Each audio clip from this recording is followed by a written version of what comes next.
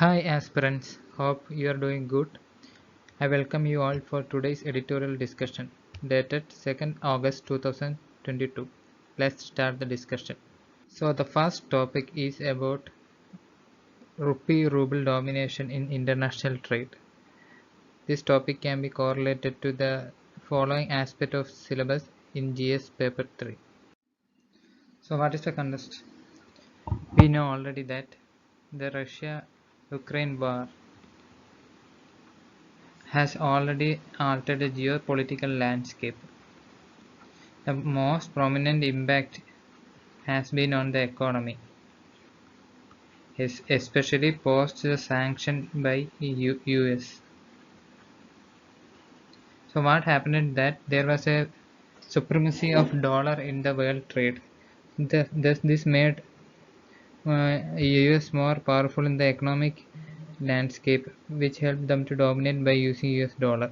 So US tried to sanction Russia by closing the SWIFT, by pulling Russia out of their SWIFT where the dealings were done in dollars. So currently Russia is pushing for making ruble the payment method. On this aspect, there is the contest of today's topic comes that how this dollar can be de-internationalized and rupee ruble trade can be made. So we can discuss more about what the author is saying. Let's look at the evolution of Indian rupee in a temporal aspect. During colonial time, the Indian rupee was linked to British pound, while the post-war period after Second World War, a neo-colonial currency hierarchy came into being with the US dollar supremacy. The current situation related to the geopolitical development that Russia-Ukraine war is in forefront from the sanction imposed by Russia by the West. So thus, the West has imposed a sanction on Russia mainly because the whole trade was under the dollar regime. We know that Russia is an important strategic partner for India. So India depends upon Russia mainly for its fuel and for its defense, and also we mainly import our mineral oil fuel and also several other minerals and energy security. So Russia has been an important partner for India from decades and ages, and also Russia is an all-weather front because it is we know already about the role played by Russia in 1970 war with Pakistan. So in this aspect, during the time of sanction also, India has been in a good terms with Russia, especially in the trade deal is concerned. India is buying more and more oil and defense equipments like S-400 air defense system from Russia. So, in order to promote the further trade and gain better status for the rupee at the international currency, India is pushing for a rupee ruble trade in the current aspect. So, what is the author saying about the advantage of having a rupee ruble trade? So, according to the author, the current transaction in a highly priced dollar will invite inflation to Indian economy, and also capital flight fear is there. That means more and more capital will fly to American and other Western countries. And also a depreciated ruble at a discount rate is not only cost saving but also it saves transport time in multimodal routes. Because since Russia is very much approachable to India, it will save the transport time also. And also the other is saying that internationalizing the trade with India rupee ruble transaction will further expand the trade expansion between India and Russia. And also there is a trade deficit with Russia. This will help to diminish the trade deficit with Russia. Currently we are having about $3.52 billion, and such purchases will not only include pharmaceutical products and electrical machinery, it will further help in its strategic advantage of India by buying more defense materials and also fuel and energy materials which help in energy security of the country. But all are not easy for Indian economy concerned, especially RBI in internationalizing the rupee.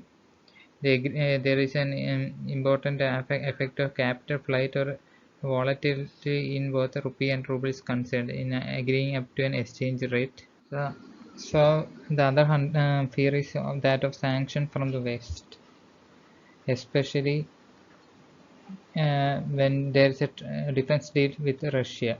The sanctions like cancer from America can be imposed on in India, especially from if they are having deal with Russia and Iran. So having a rupee and ruble trade will further boost the trade and other aspect, but it will further invite more and more sanction to Indian economy is concerned. So and also then there will be less support for India in the international platforms like UNSC, BRICS, and others. So the author is saying that before internationalizing rupee, the strong support should be gained from the international platform like BRICS, UNSC, WTO, where more support will help to internationalize rupee in the international trade along with other currencies which is currently under the market. So let us look into some brief background about India-Russia relationship. So a comprehensive bilateral trade and payment agreement between India and Russia was first signed in 1953. At that time, we know that there was Commonwealth independent of states along with Russia, which is collectively known as Soviet Union. So the main agreement was about participation by state trading units alone, and fixed exchange rates will be there. And mainly this trade was made available to industrial units, oil refinery and pharmaceuticals. The agreement ended in 1991 after the collapse of the Soviet Union, and further there was a just volatility in rupee and ruble exchange. So this is what the discussion is about rupee and ruble exchange is concerned. Now let's go into the next topic. So the next topic is about gig workers and government's policy regarding gig workers. So this can be correlated this aspect of syllabus like GS paper 2 and GS paper 3. So let's start the discussion. Basically what this gig workers is all about, or gig economy is all about. The main highlight of this work is that for freedom.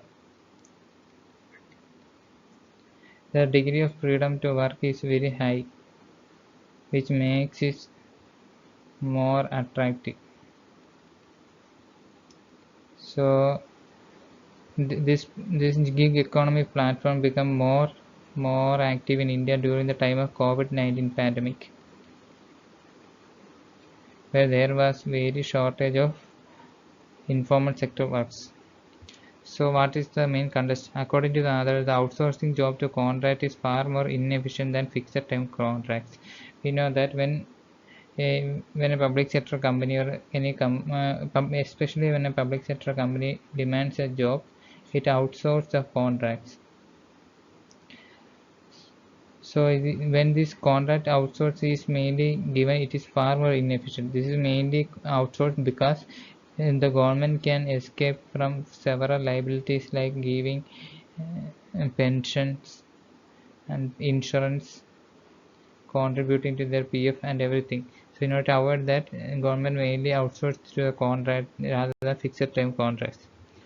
So this government employment can be categorized mainly into two. One is permanent, other is contractual, and other is daily wages. So currently this outsourcing is a dominant mode so far. It has according to other the caste system of permanent, contractual, and casual employees. So currently according to other the employees is categorized according to the caste like permanent, contractual, and casual. This itself is also a discriminating factor. Since outsourcing has become a dominant mode of working in the government, from highly specialized tasks to most routine work. So, what are the different working places where this outsourcing has been a dominant mode? One is Safai Karmachari or sanitary workers, driver or conductor, junior engineer or highly paid consultant. Thus, this contractual job in public sector therefore require a much deeper examination, and then it can be afforded in the recent debates to understand its impact on various public services. So the author is saying that we must analyze the impact of this on the public service how it is affecting the quality of service delivered. So, what the author is saying that whenever there is a job in a public sector company, the author gives it to a contractor. There, the contract has two options: firstly, to directly on the payroll of the entity; secondly, through a labor contractor. And because at about this time, the liability is shifted from government entity to the contractor. Thus, it will reduce the accountability and responsibility of the government. Thus, it has been considered as the most favorable route for the government. So, more and more contractual laboring is increasing in the current times. So, why this is considered as a favorable thing? Because of the non-payment of salaries to an extended period, fudging of statutory deduction, and uneven distribution of work via permanent employees. Thus, this has the serious repercussion on the quality of public service. You know that this aspect of this gig economy and this contractualization of workforce can be connected to the governance part also, especially the good governance that we are aiming at. This will badly affect the good governance aspect because the quality of work is diminishing due to this. Thus, the author is saying that these contractors are acting like a HR managers for the government. So it is under the mercy of these HR managers that these employees are recruited under the contract basis in order to shift the responsibility and possibility of litigation seeking regularization of workers. So, what is the author is saying of happening of the contractualization of the jobs? This will lead to a chain of delegation of tasks, which will further reduce the quality of the jobs delivered. So, then what is the solution? Current contractual recruitment route is mainly favored in order to overcome the fiscal constraints so far. This is because the current government, after the pandemic shift, there is a huge fiscal constraint to induct more and more people to the service. So they are mainly looking for contractual laborers where they can reduce their burden without without taking up further responsibility. So a case study is given by the author saying about the Maharashtra State Transport Corporation, where there was a shortage in the availability of drivers and conductors. So what they did was that they recruited the people from ex-service, that means from retired soldiers rather than from private service. So this recruitment from the ex-service has further improved the quality of the service delivered. Thus, contractualization is a good thing in certain aspect when it is done in a good mode. This is what the author is saying. So the current critique on the public employment, the author is saying that we must look into why people are running between this permanency of job. It's mainly because of the social security they are getting from this permanent government job and also the dignity in the society. So if jobs are providing them such a social security and with some recent salaries, we can shift the burden from this private jobs to this we can shift the burden from the permanent jobs to the private jobs. So the author is giving hint to an fixed term contractual stints of jobs, but such a jobs should assimilate the principle of affirmative action. That means reservation policy should be given to such fixed term contractual jobs. So in long run there should be further discussion with various stakeholders in order to understand what is required.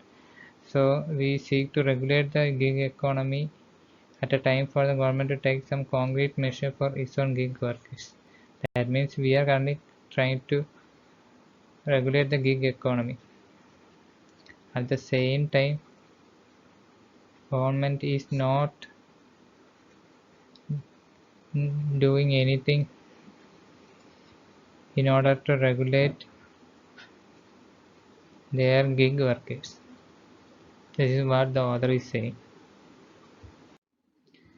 So just look into what are the effect of gig economy on the various stakeholders. So on the consumer side, it is a very convenient job Lower quality goods and services can be sold, cheaper products and services can be sold. At the industrial time, it has increased the concentration of wealth and investor level. Thus, more and more investment is given.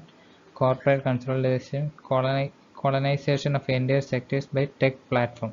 Thus, more and more tech platform is colonizing the entire supply chain.